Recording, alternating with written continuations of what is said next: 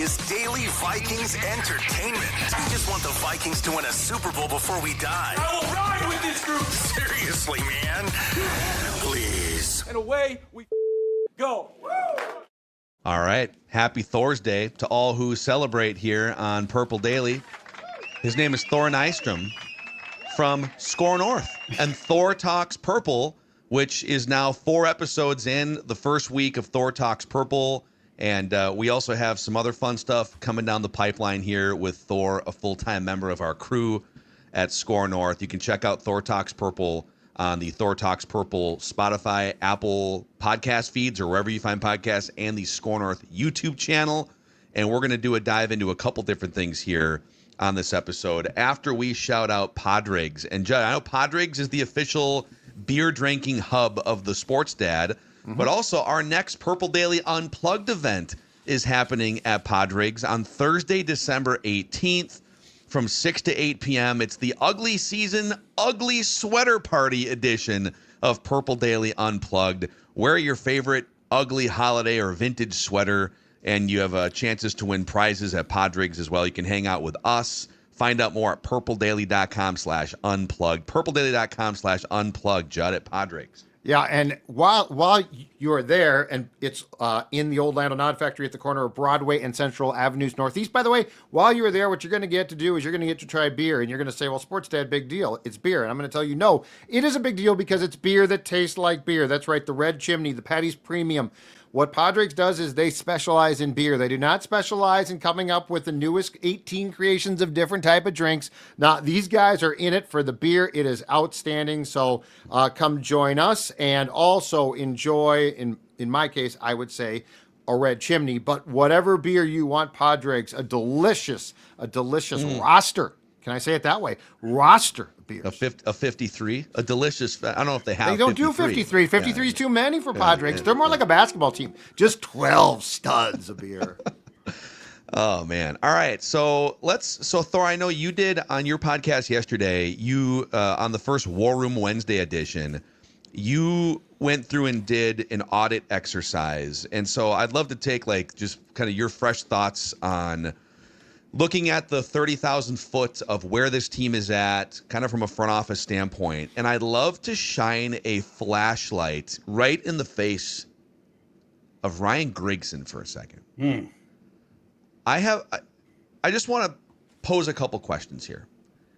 And maybe I'm putting Thor on the spot a little bit because you don't have the context for maybe the rest of the league and percentages here. But Ryan Griggson has overseen 5 drafts with the Indianapolis Colts as the general manager. 2012 was his first draft. He got hired in January.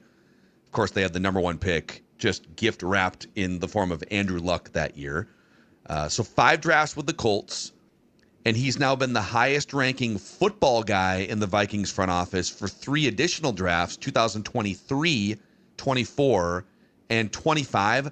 Let's take 25 out because it's so hard to tell. You could even maybe take 24, but I'm going to take 25 out, and I'll give you 51, not going to read them all, but 51 players drafted under the watch of Ryan Griggson, football guy, top of front office, or in this case, next to Kwesi, right? 3 Pro Bowlers, if my counting is right. 3 Pro Bowlers out of 51 picks. Andrew Luck was one of them. And again, Declan,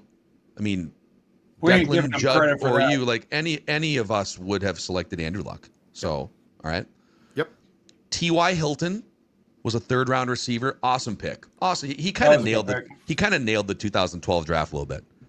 And then Ryan Kelly in 2016 was multi-time Pro Bowler, and without the health issues, one of the best centers in the league. So awesome credit for 2 of those picks for sure. And then I counted 6 or 7 additional guys out of 51 that were relatively high-level contributors for multiple years with either the Colts or now recently with the Vikings. He nailed, for the most part, 2 tight ends in 2012 in Kobe Fleener and Dwayne Allen, who was kind of a backup-ish tight end, but a good player for a few years. Dante Moncrief was a mid-round pick in 2012. All right, that hit. Jordan Addison, I'll say is a hit. Will Reichert with the Vikings is a hit. I'm going to say Dallas Turner was a hit. And then, you know what? I'm generous this holiday season. I'm going to call Levi Drake Rodriguez a hit at this point from the 2024 draft. I combed up and down dudes like, I don't know. He might fight and say, well, here's 3 or 4 other guys that were like fairly decent contributors. But it is a fact, out of 51 players drafted Colts Vikings under the watch of Griggson, 3 Pro Bowlers, one of them is Andrew Luck, and a few other sniffs in and around the couch cushions beyond that. I mean, should we be... Kwesi's the big talker here, and Kevin O'Connell. I mean, Judd's been on Griggson for a couple years. What are your thoughts? It's bad. You look at the record, it's bad. He gets no credit for Andrew Luck. That was because the team stunk the year before. That was the most obvious pick of the last 20 years was Andrew Luck. And whoever got that one. That year I was hoping that the Vikings were going to, lose and get to the top. Didn't happen. But, yeah, so that was a freebie. Ryan Kelly, it was the draft's best center that year. So that one, hard for me to get, you're going to take a first-round center. Usually there's only one, if there is one. T.Y. Hilton is the pick I'll give him a lot of credit for. That was a really, really good pick. T.Y. Hilton was coming out of the G5. So that was a slick bit of scouting. The rest of it is pretty grisly when you look up and down. At least the Colts tenure and the Vikings one, I mean, the fans know. I mean, the past 4 years with the drafting, there's been quite a bit of misses. Levi Drake Rodriguez, certainly you give a thumbs up on that one. But, yeah, there's not many positive signs looking around. And this goes into the other thing of, like, who is responsible? There's more stuff with this week where there's the stories coming out of, like, oh, the coaching staff has a lot more input in the draft picks and it's like, well, yeah, we know, but we want to know who is responsible. That's why we want to do the audit. We want to know each one of the picks, where did it come from? And was Ryan Griggson a contributing factor or the factor in the selection of a lot of these misses? Hey, Thor, before Judd responds, can you move your left ear or right ear a little closer to your Texas and Texas A&M helmets there? Is so it we can, no, the other way. Nope, the other way. There we go. Speak a little further. A little more. A little further. A little more. Slide. More. Just Keep one more. sliding. Collinsworth A little more slide, baby. There we go. Okay, There we go. We got the Thor slide. We want to Okay. get you centered up right so that Okay. if one of these glorious takes really hits, we can put it on social media. Slide in framed for up you. takes. All right. Well, was I totally out of the frame? I wasn't even Yeah, No, no, it you're was right. half No, your you're face. It was Yeah, okay. like we Your have both mechanics, eyes. your mechanics just need a little fixing. That's all it is. Boys, the cement hasn't dried yet, so you Yeah. don't give know up what? on me. Don't give up on me, Judd. Thor, you know what? Line up wherever you want. I just want you to have fun in this show, okay? you. I mean, you could be off camera. Hey, here's Complete my some take. passes. I just gotta just- get back to podcasting. Just complete some takes, okay? Yeah, We just want you to okay. complete the takes. Okay. See okay. you, throw it. Where were we? All right. So I don't think, the thing to me, though, is the Vikings definitely took a chance here because they hired a non-traditional GM and then they brought in a football guy. And to Phil's point, my point was the football guy is not a guy I exactly trust. I mean, we used to rip on Griggson when he worked for the Colts and we do a Viking show. So I didn't exactly trust that. But, I also think that there is an overall, and this is probably the problem, it feels like, and this is just a guess, the collaboration fact has gone too far because we know for a fact that, in the third round, which is a very good pick, in the third round of this past April's draft, that Wes Chandler is pounding the table for Ty Felton. We got to draft this guy. I saw him. I love him, blah, blah. And Wes Chandler, make no mistake, a good position coach. But, Ty Felton, I looked this up yesterday. I believe he has played 18 offensive snaps. 18 offensive snaps. Third round pick. Seventh round pick. Okay, I get it. And it feels like the majority of the guys are like, well, but they're playing on special teams. But that's not why you draft guys on the first 2 days. So I think what we might need is more of a, I hate to say it because the Vikings had it, it wouldn't be this guy. But I think what we probably need is more of a Rick Spielman type of football figure who understands what he's looking at. And because input is great, but I don't think that you can be a GM through consensus. I think eventually you have to know what you're looking at and make a decision. And it feels like Kwesi gets so much input, and then he's like, okay, here's what I think that we should do based on what 18 people just told me. So this is why I think it's not working. And you can give Kwesi a pass and say, well, but they're not his. But at the end of the day, he's responsible for them. So and with Doogie on the bonus PD, Thor, that we did today, and you would be the perfect guy for this. I think it's time to put together a list of lieutenants and right-hand men and women in various front offices and start to look at where you want to pilfer Kwesi's replacement from. Because it's not going to be probably an existing GM. And quite frankly, I don't think there's a need to go to the well of this guy ran the Saints from 72 to 74, and so bring him back. So I think what we need to look at is bright, young executives who are football guys. Case in point, boys, Elliott Wolf with the Patriots. Ron Wolf's kid was with the Packers, was with the Browns, got the Patriots job. I think the Wolves talked to him. Every time he walks in the room, that sounder. That sounder plays. But I think we are at the point here now of having to look at potential candidates who would be good, young, bright football people. Makes sense to me. Yeah. And the next time around, maybe get a guy that scouts football players, right? That, like part of the issue with this is, like you're mentioning, if you're the analytics guy and you don't, the film work is being sort of outsourced to people around you, and then you're sort of weighing their opinions, and that's, that's how your decision-making paradigm. First of all, it's really tough for, after the fact, this whole audit thing, or like who was responsible for each pick, that you have to sort of untangle that. So that's one issue. And then another one, you brought up the Ty Felton one, so I'll just go there for a specific example. But like in that draft, you were the last one, you had the third round comp pick, and right in front of you, bang, bang, went two players that would have helped this team that they desperately this season in Jared Wilson, the center who then was shifted to guard, selected by the aforementioned Elliott Wolf with the Patriots, and then Xavier Watts, a safety from Notre Dame, who would have been a ready-made replacement eventually for Harrison Smith. And he could have played this season as well, but he's the center field safety. But those guys go bang, bang, and you wonder if they were sitting dead red on one of those guys.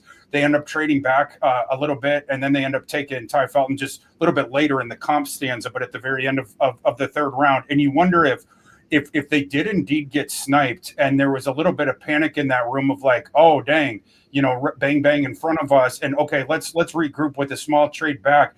And then at that point, if that's what it is, and you were sort of earmarking that pick for the last couple hours for, for one of these guys, or at least, leading up to it, then does it become in the room when you don't have your own conviction? You are outsourcing your conviction and then weighing other people's conviction. In the moment, does that open up the possibility of someone doing a full court press on you for a specific player or outcome or whatever, and you don't know exactly how much work they've done on a guy, or you don't know how good they are at evaluating their long-term sort of success rate and stuff like that? And I think that's how they've gotten into some situations where you have seen some reaches. Should we ask Thor the same question we posed to Doogie toward the end of our Doogie episode? Or do you think it would be too shocking for the public to hear? No, let's hear it. No, let's do it. All right, well.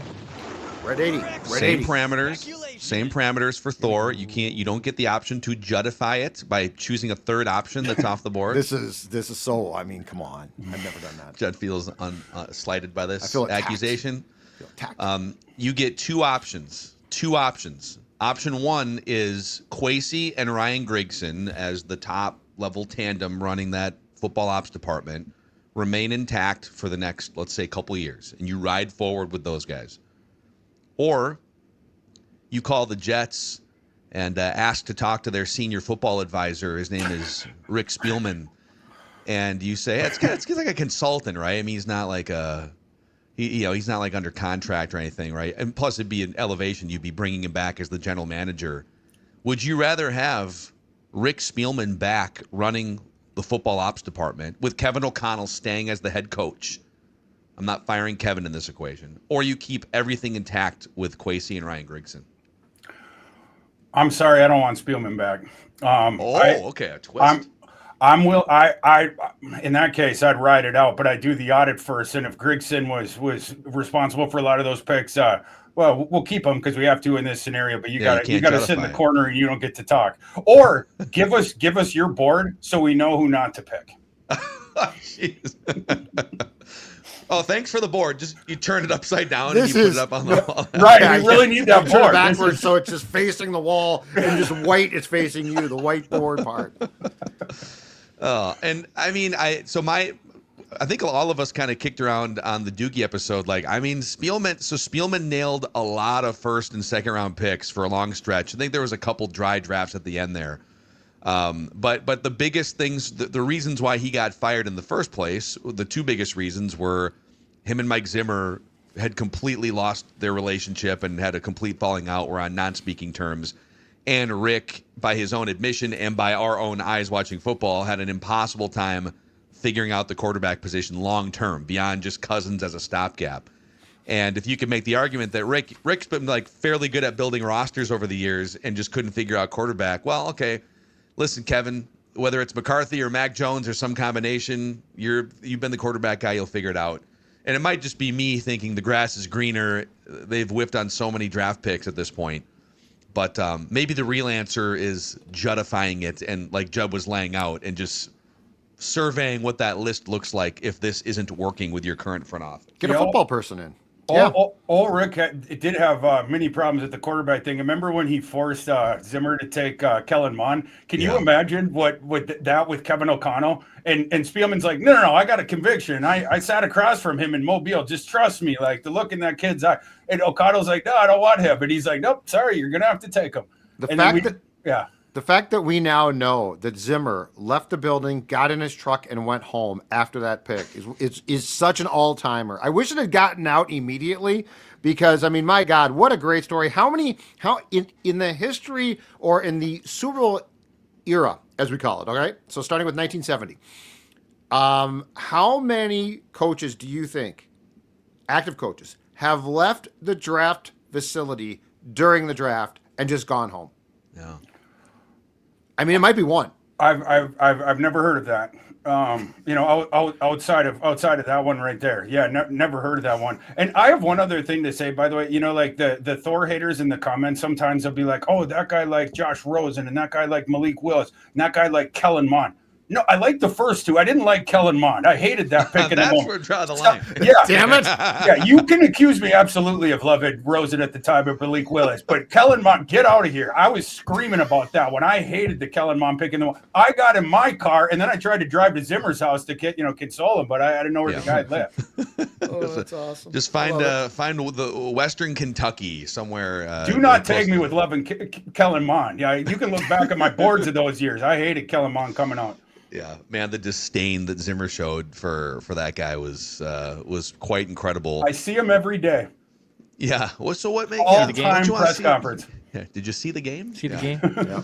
Man. That one. So let's move into the McCarthy part of the conversation because the season's over in terms of like playoffs, and Kevin O'Connell has gone into major self-reflection mode. Kevin Seifert actually has a piece this morning on this Thursday morning on ESPN.com, laying out Kevin O'Connell reflecting on this offense and passing game, bottoming out. It is the worst passing game in the NFL from a noted quarterback and passing guru, and so sort of what all goes into that and what next.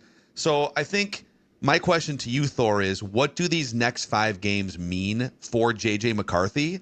What would have to happen for the Vikings to say, if he plays all 5 games, yep, he is the 100% unquestioned starter in 2026, or is that not achievable over this 5-game sample? No, progress, of course, developmental progress. And I like, it took a while. It did, but I like that we have now started to see some coach self-reflection and even, gasp, but coaches putting their hands up and saying, yeah, maybe we made some mistakes there, as opposed to pointing the fingers back at the players. So I've appreciated that. And this isn't just about McCarthy. O'Connell, for instance, said I botched that one with the 4th and 1 call with Brosmer and rolling him out. Kevin O'Connell really has never had to look in the mirror this much, in terms of that stuff. So no, I that stuff you like. And then as far as McCarthy, it seems also like that is indicative, and O'Connell has said this too, about further alterations that he's going to make to the offense. Some of them in the beginning of the season, sort of begrudgingly, but he was saying that the thing this week about things that he'll see on film or some downfield opportunities, but maybe we need to tailor the thing more to the personnel that we have on hand. Which is something that we've been advocating for a while, with more quick hitting concepts, maybe some more manufactured touches, not just the thing of like screen pass is our thing. And we're sort of telegraphing that we're going to screen and then we're going to go right back to the downfield concepts. So at least that opens up the possibility, that we could get some improvement down here, down the stretch.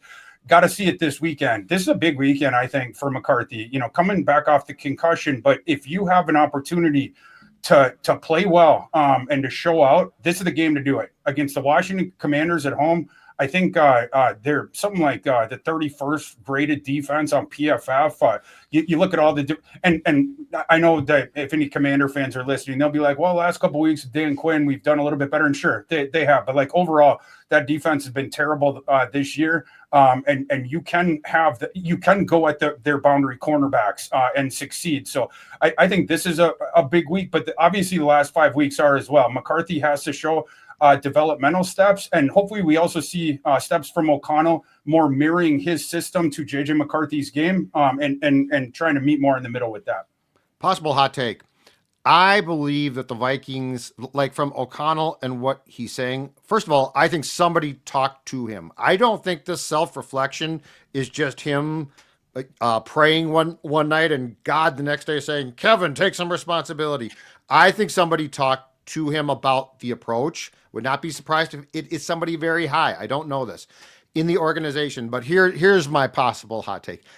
I think they've largely made a decision about what they're going to do after the season, and I think McCarthy is going to be on the roster, but I think there's a very good chance that they bring in a guy that they think can start and that they're going to have him sit for another season, and we can debate that. But here's my issue, okay? If what they're going to do, like let's just say, and we have to see it first, but let's just say, guys, that O'Connell follows through and he simplifies things and he's not all about, hey, your left foot sort of lifted oddly on this play, so think about that next time. And let's just say that they go to a simpler concept game. I don't believe for 1 second that that's O'Connell's like long-term fix then. And I don't think he can help himself. So unfortunately, until I see it proven completely differently, I just don't know the marriage of O'Connell and McCarthy is anything like I thought. But I sort of heard a guy at the podium yesterday and talking about having fun and completing passes who was sort of acknowledging, okay, this is how we're going to end this. But he's a very stubborn guy. I don't think that he thinks, you know what, then I'm going to fix him. I think now he thinks I might not be able to fix him. So we very well might be going a different route as far as our starter next season. If that happens, I would hope, they would have tanked the value of the asset at that point, but I would hope that they would trade him at that point if that's a decision that they make. Again, you're going to have to sell low, but I don't see how that's tenable with now you're in your third season. It's going to be your second year. We're going to send you back on the bench. Last year, you only had half. If you're going to pull the plug on the kid after 10 games, Kevin O'Connell, then you can no longer trust the things he says publicly. The thing of organization, young quarterbacks don't fail the organization. After 10 games, you pull the plug on him. That to me, at that point, you got to trade him. That's the only thing, Judd, where, I know that you think that he's going to be QB2 next year. We just don't see that often in the NFL when you end up pulling the plug on a guy. More often you see like the sort of like a Josh Rosen trade. They would have to sell low at that point. And that's the thing where you're starting to look around and you're like, well, Kevin O'Connell picked the guy.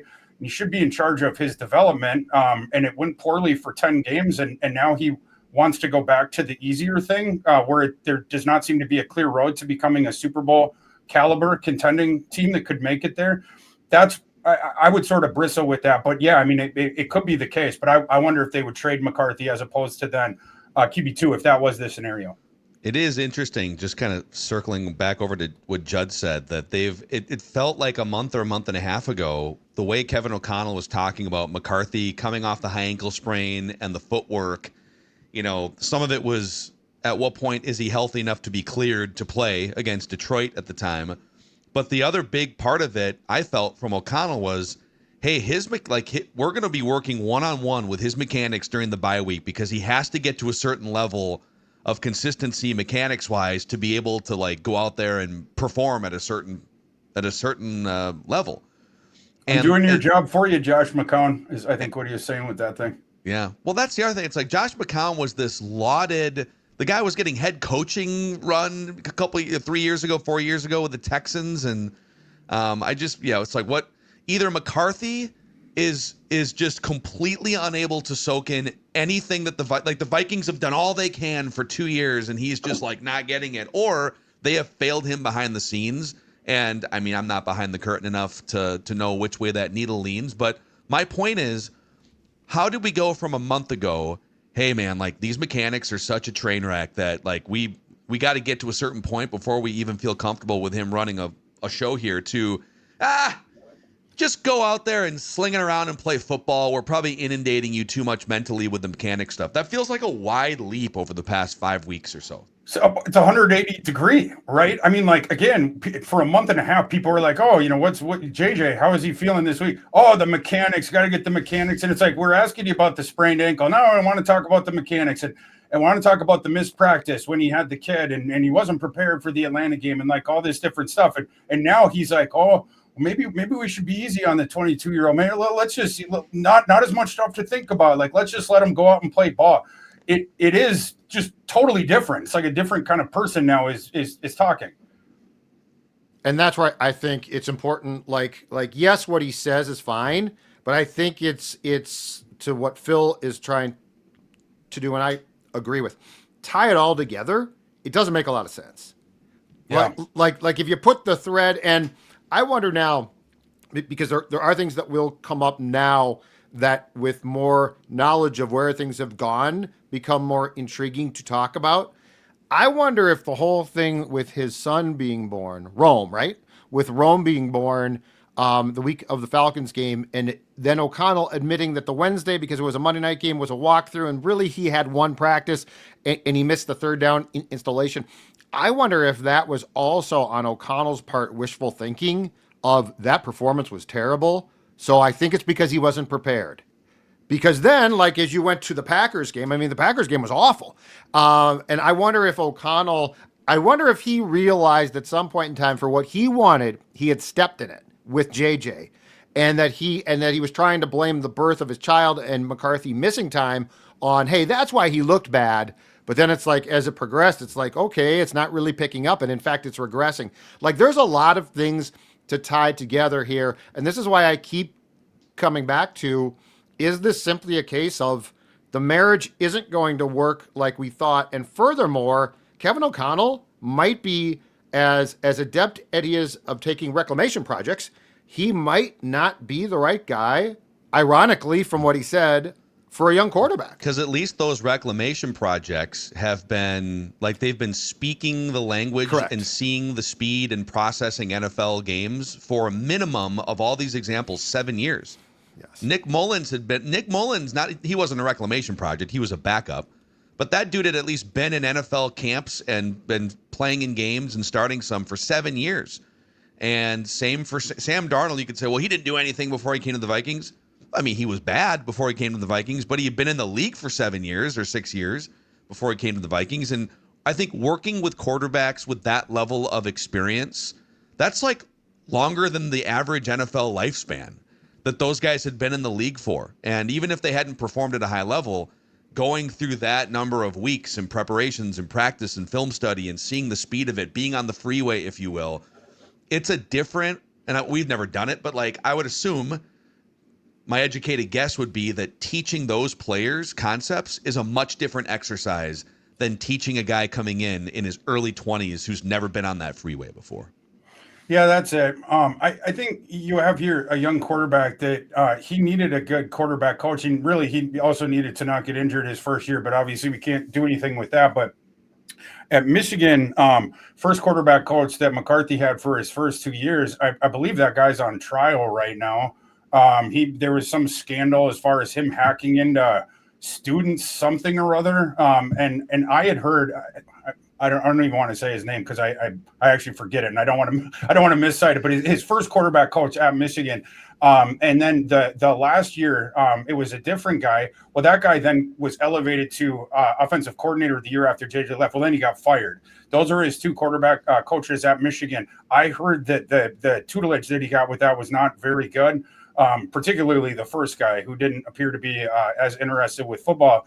And then you go to the NFL, and this kid that always wanted to play in the NFL, obviously he gets the knee injury, and it just seems, again, and this sucks to say, because it certainly wasn't depicted this way, but it just seems like it was a lost developmental year where there wasn't much, again, tutelage, or I know you can't have him on the field practicing the first year when he's got the torn meniscus. I get that. But it seems like he was sort of left off alone in the building to sort of do his own thing, where then McCarthy started taking his own initiatives because nothing was being given to him to do. And that's the thing of like writing down, the notes on all the different defenders they were playing and the schemes and the coaches and the different stuff of creating relationship with all the teammates and different stuff like that. But that VR thing that they said they were going to do, I've heard that they didn't do that. And again, there wasn't much stuff with the coaches. And so, you had the youngest quarterback in that class, the awesome 2024 class, and then missing the first year. He hadn't played, the quarterback coaching was not great at Michigan. Now, he played for Jim Harbaugh, but I'm talking about the position coach, right? And when we're talking about these things like mechanics and stuff like that. And to this point in his career in the NFL, it just doesn't seem like much work had been done with that, or at least much productive work. My question too at this point is, what is the clock ticking, or what is the patience conversely as well? Because again, I don't see O'Connell taking Sunday. Let's just say he simplifies it. I don't see him saying, you know what, this is me as a coach now. Damn it, I'm Mr. Simplification. I'm going to change how I think. Drive the ball downfield. Who's got two thumbs and loves to simplify? Yeah, I'm This simplifying. guy. So the other question, and this is a real question, if Kevin O'Connell is going to be your coach, is assuming that he works with McCarthy when they can in the springtime, and they come back, and let's say he's playing, McCarthy is next year. Where is O'Connell going with his expectations? Because if he's like, I'm going right back, boys, to where I was. We're going to drive the ball down the field, and we're going to do this and that.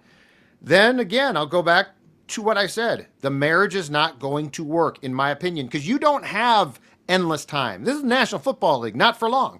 So you don't have like, let's give it all a 26, but in 27, wait and see. The Wilfs are going to be like, that's BS. Justin Jefferson, same thing. But just quickly, boys, you talk about a league that comes at you fast, okay? You talk about a league that comes at you at the speed of sound.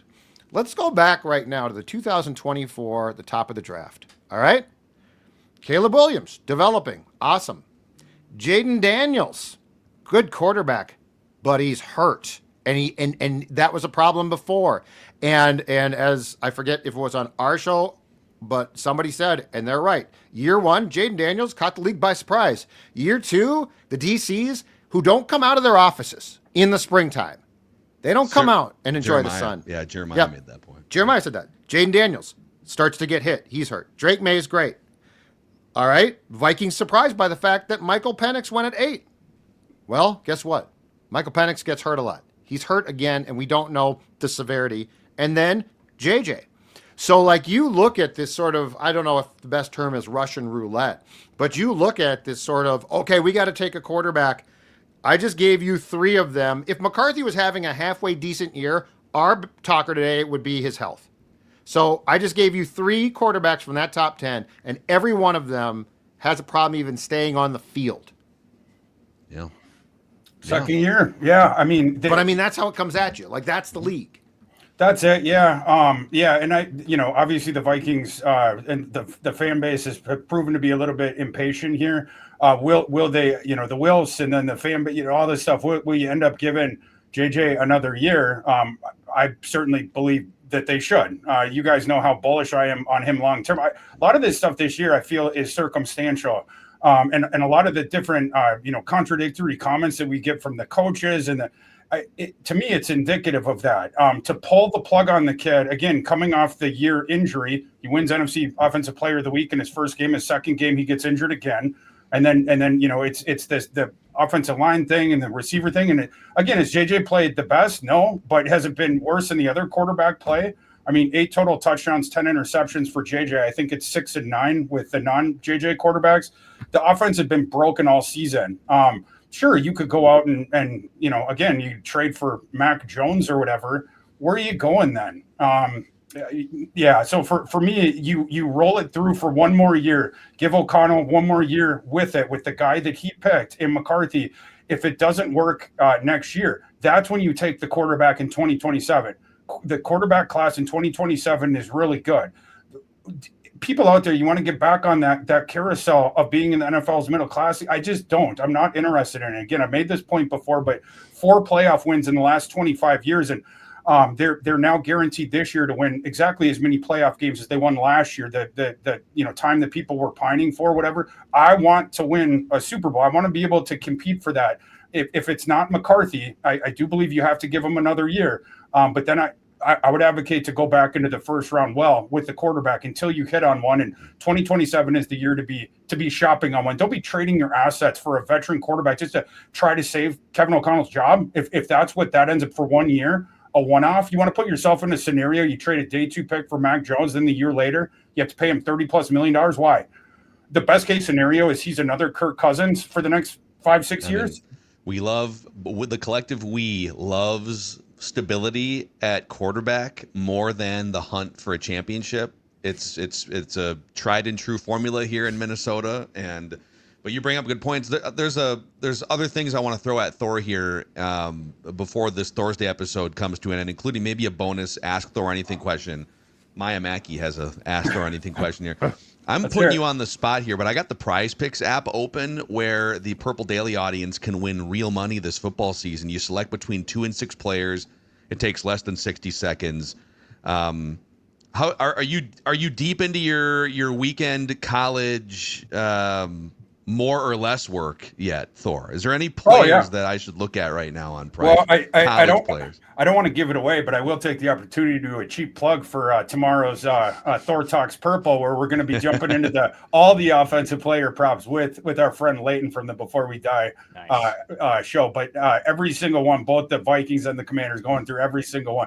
Yeah, everyone out there knows what a sicko I am for that stuff. So just excited that these gentlemen over here gave me the opportunity to do a full breakdown of all the player props in a Vikings game. So that'll be Thor Talks Purple tomorrow here. There's a big game tonight, Cowboys and Lions, Thursday Night Football. Jared Goff, 252.5 is the pass yards number. Select more or less between 2 and 6 players, a bajillion different stats to choose from.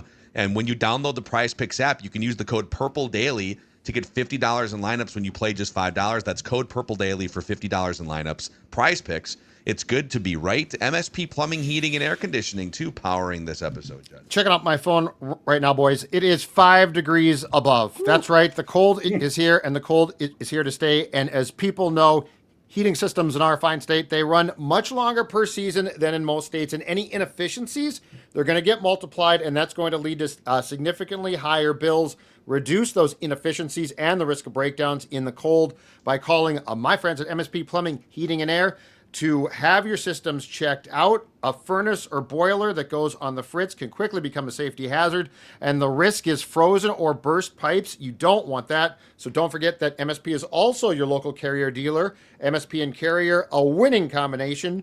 651-615-4292 for MSP Plumbing, Heating, and Air, or check out their website, calmsp.com. But folks, this cold is serious business, so make sure that your heating systems are firing at peak efficiency. Yeah. Hey, Omaha Steaks. Here's a great holiday gift idea, or just your own holiday cooking idea. Omaha Steaks has their Sizzle All the Way sale happening right now, where you can get 50% off site-wide, omahasteaks.com, and our listeners at Purple Daily get an extra $35 off with the promo code PURPLE at checkout. So 50% off site-wide and an extra $35 off when you use the code PURPLE at checkout, omahasteaks.com. My wife and I have enjoyed, we had box upon box of Omaha Steaks over the last couple months. We're out now, and so I got to get over to omahasteaks.com. Not just the steaks, chicken wings, smash burgers, deli-style franks. It's a cavalcade of amazing things at omahasteaks.com. Code PURPLE at checkout. Okay, I'm going to shine another flashlight on someone here, okay? And this one might hit close to home because he's had that flashlight shined on him at times. Jordan Addison. What do you... Nice, Phil. Wow. Sir, do you know how fast you were driving? Yeah. Oh, you know how fast you were going? That's why Phil's the best in the business. Yeah. Well, thank you. It's cheap shots maybe, but Thor, remind me, let me clean out my ear for a second. What did you say when you talked about college wide receivers coming out of the draft evaluation process? When they have what percentage drop rate, you redline them? 10. It's over 10. That's what I thought it was 10. Okay, so is it problematic that Jordan Addison, I'm not saying long-term necessarily, but like in a year where your offense has bottomed out, it's a disaster, and you need pieces around these young quarterbacks to just rise up, do their jobs at a minimum, that Jordan Addison has a 15% drop rate, which is the fourth worst mark among all qualified wide receivers with at least 50 targets. He is one of the most drop-happy wide receivers in the NFL through the first, 3 months of the 2025. And also, he starts off the season self-inflicted 3-game suspension because he couldn't get his act together off the field. And then he had that weird game where he was like MIA in Europe for a night. They couldn't find him and his phone ran out of charge or whatever the story was. I guess my question is, Jordan Addison, what are we doing this season? What is going on? To me, this is troubling. I hope Rolando Addison's not watching this, because on Twitter sometimes when people get after Jordan, he gets after them. But to me, this is troubling. You obviously starting out the year with and by the way, in August, we'll go back to August. That's the last time we had a good indication from Jordan. Remember in training camp in August, the connection between McCarthy and Addison, and that's right. Going well. But then the 3-game suspension, and you come off of it, and it's like it's just been sort of lethargic outside of his night before in Europe, whatever happened there, and and all of a sudden, with that whole thing. But where is his head at? And then when he's on the field, there's been times where it seemed not getting proper depth on a route, or not getting out of a route break quick enough, or the timing being a little bit off, or the just rote dropsies when he is open and the ball hitting him on the hands. It's not just McCarthy. Addison has been an equal opportunity dropper. And by the way, I have to say this too, for the folks out there, they're like, oh, McCarthy throws the ball too hard, and this stuff, like to absolve the guys that are dropping it. Then why did the Michigan receiving corps that didn't have any good NFL players on, why could they catch the ball from McCarthy? The drop rates there were not nearly what they've been with the Vikings. And obviously Jordan Addison has been a primary sort of culprit of that. And I am troubled by it, both off the field stuff, this stuff on the field. Jordan Addison, you got to come in next year with your head screwed on straight. And that's a big year for your future, obviously as well. It's Thursday, so if you guys don't mind, I would like to take this conversation to a place of reckless speculation. Ooh. Reckless speculation. Please do. So we are rightfully so all fixated on Justin Jefferson. How do you feel about what's going on? We know you're frustrated. Please go off. Please, I am from such and such of network. Please exclusively tell me how mad you are. And Justin's done a great job of being a good soldier. Has not done that. Say it into my lapel. Yeah, exactly right. Justin, just you and me, baby. I'll buy you a beer. But anyway, let's talk about Jordan, okay? Because I think Jordan. So on a lot of teams, he would be, I believe, or he would be slated as the number 1 receiver. And Jordan seems to me to be a lot more of a wild card. Now he's sort of a quiet guy at times, but, Jefferson gets it. I don't know that Jordan does. As we talked about, he's had his off-the-field problems. I would love to know what's going on behind the scenes with him, because he seems to me to be a lot more of the guy who would go in and say, I think you should trade me. I think Justin's frustrated, and I think he's expressed that, right? But we've sort of slept on Jordan because it's like, well, he's the number 2 and you're sort of dropping balls and you're not that great. And I don't think he sees it that way. So I think there's a conversation about Jordan's future here, not just based on the off the field stuff now, but how he has processed this, which I feel like has just been completely forgotten about because he's playing with a generational talent as a teammate at wide receiver. And the unfortunate thing is I don't think you can trade him this offseason unless you want to just sell low on the asset. I mean, that's something that I wouldn't do. I don't think that Kwesi would either, or I wouldn't think. But like, what I would tell him if I'm Kwesi or whatever, and Jordan Addison walks into my office after the regular season's like, I want to be traded. Bro, you need to rebuild your value by playing well before I can do that. That's what it is. I'm not trading you for. You're not getting a first-round pick for Jordan Addison this offseason if you trade him after the way he played with the off-field stuff. It's not happening. I'm not trading Jordan Addison for a day 2 pick. Sorry, pal. You're coming back next year, and you're playing another year on that rookie contract. And if you play well next year, we will oblige your trade request next offseason. But it's not happening this offseason. You've tanked your own value too much.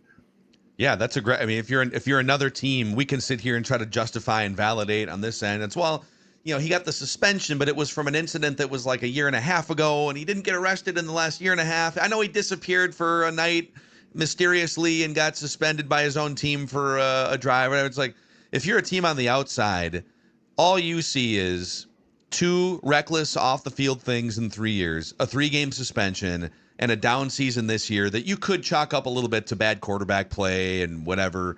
But yeah, like, I'm with you. If you put, he is undoubtedly at his peak. I think one of the 15 to 20 best wide receivers in the NFL, which would be worth a first-round pick if all these other things didn't exist. But yeah, I think Thor's right. Even if you wanted to trade him, if you were kind of sick of the hijinks or whatever, it's like, you'd be selling low. You'd be selling him for 50 cents or 75 cents on the dollar. And is that good front officing at that point? Unless you feel like extracting him from the team in some way is making the collective better. But I don't know that there'd be any concrete proof of that. That'd be the only thing with it, because you would have to. Your receiving core already. Look at it going into next year. Obviously, Thielen's gone already. We assume that Jalen Naylor is going to sign somewhere else because they're not going to have the cap space to do that. If you want to plug a couple of your other holes, and I think we assume that the Vikings will use probably a mid-round pick on a wide receiver.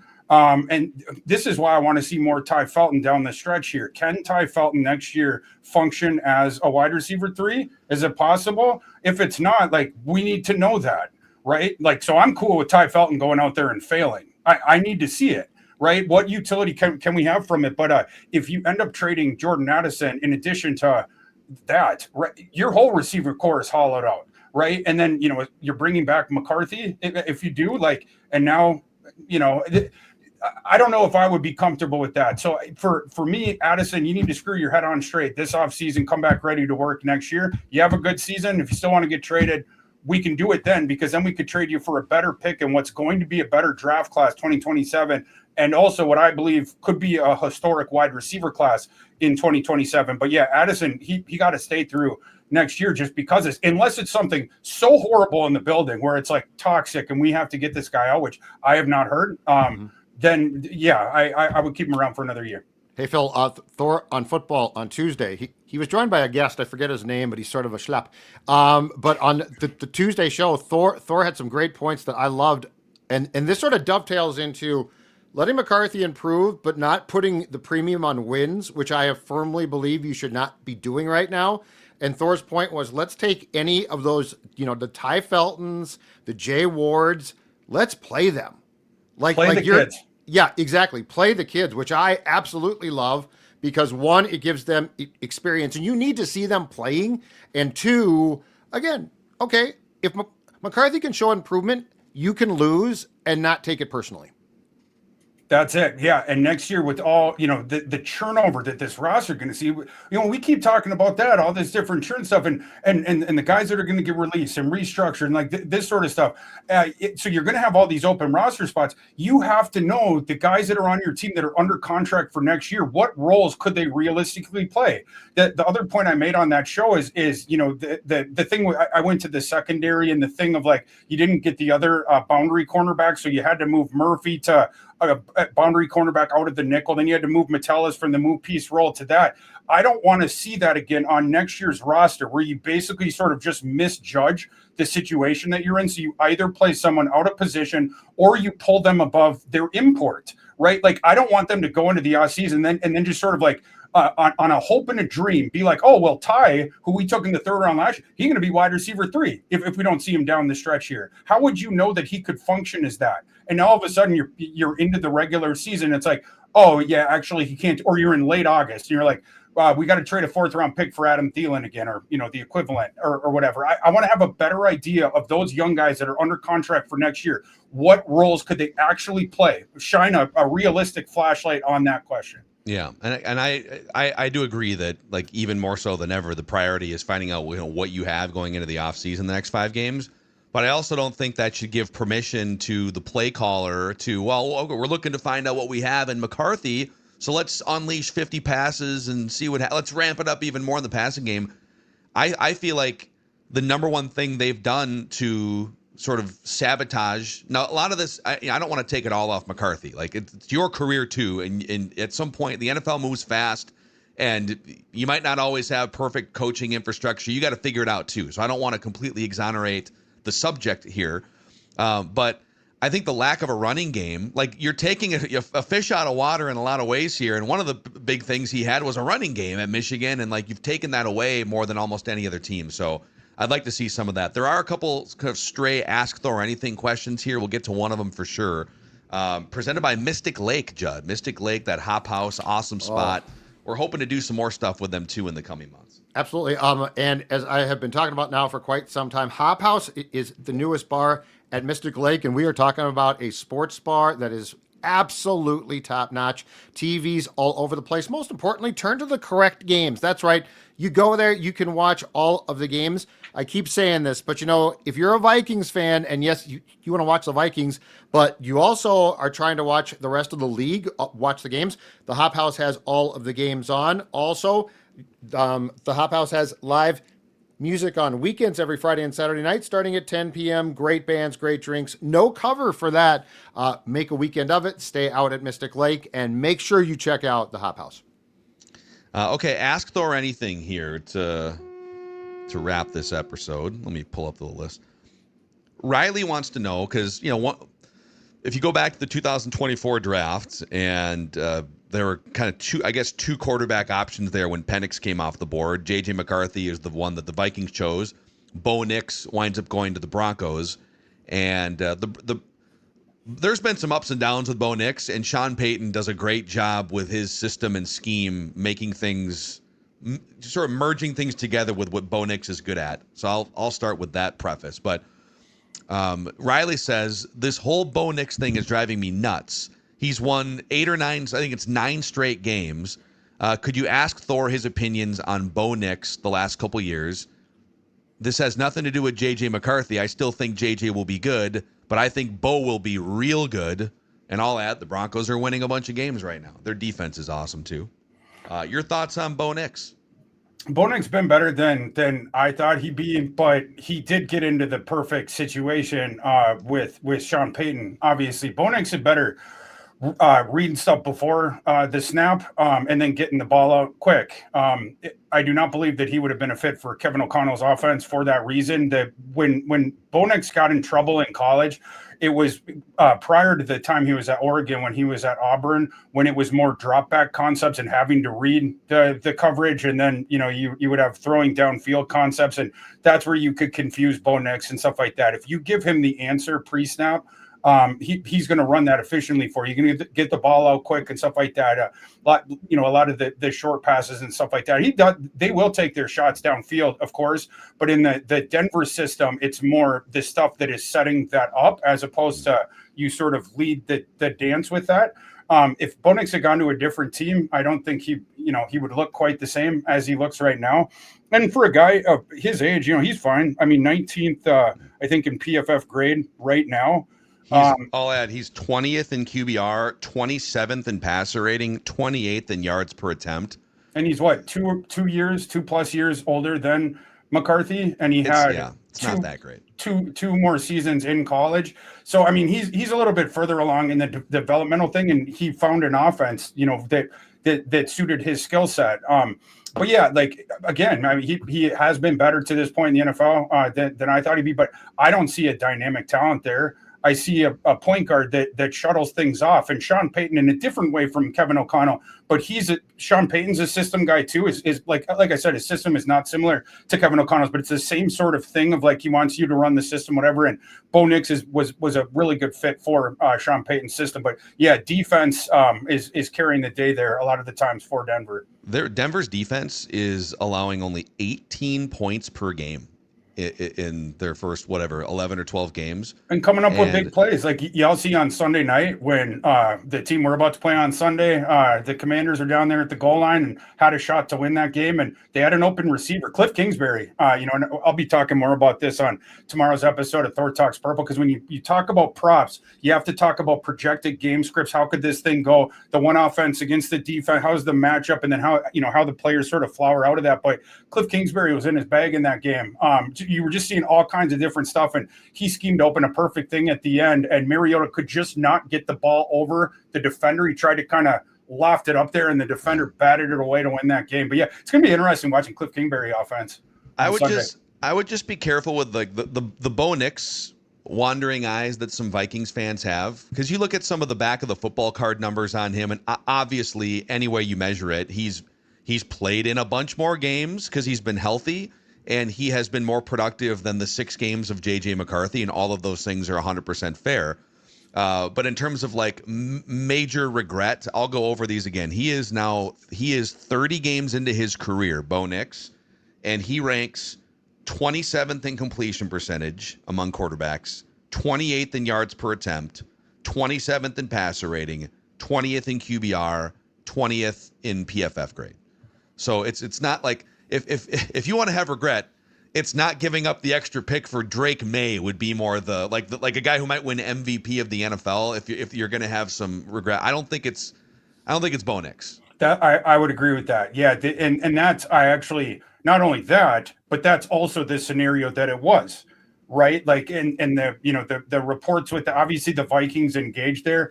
And there's questions as to whether there was something, a framework that had been agreed upon. And then, there's an idea that the Patriots then upped the price later on or whatever happened with that. But those were the two sort of roads, right? Like the Bo Nix thing, I don't think it's not, at least I haven't heard that the Vikings were sniffing around Bo Nix. So I think, yeah, the two roads, it was McCarthy or the trade up for Drake May.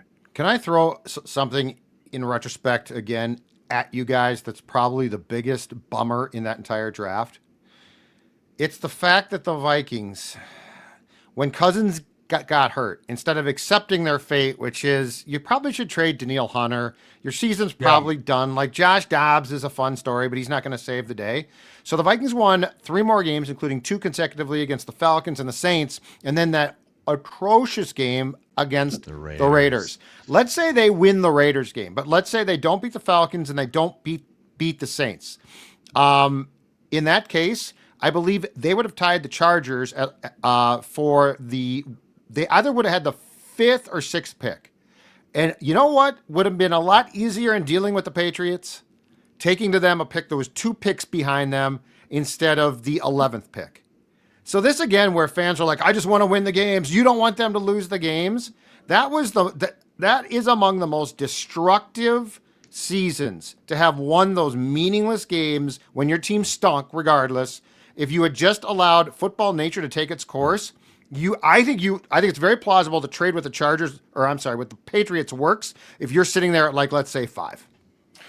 Totally agree. And something that I was saying in the moment, at the time when Cousins went down, I advocated exactly for the Danielle Hunter thing. And then I think the joke that I was making at the time, which wasn't a joke, is you can squeeze some real value out of Jaron Hall merely by just starting him down the stretch.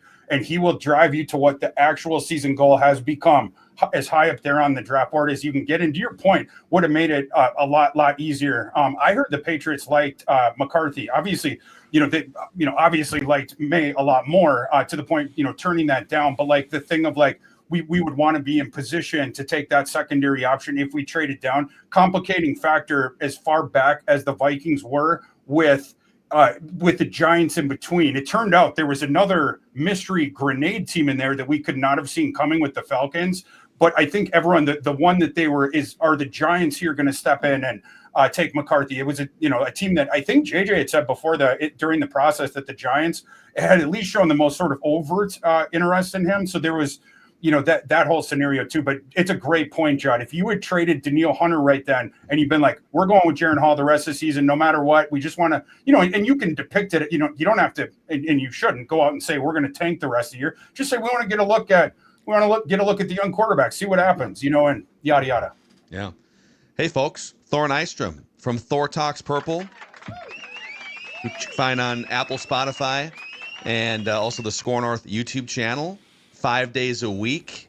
Off season came early for this Vikings team, but we'll still be obviously recapping game to game and what everything means. But I spent last night getting dusting off the old off season blueprint spreadsheet for maybe firing up soon, boys.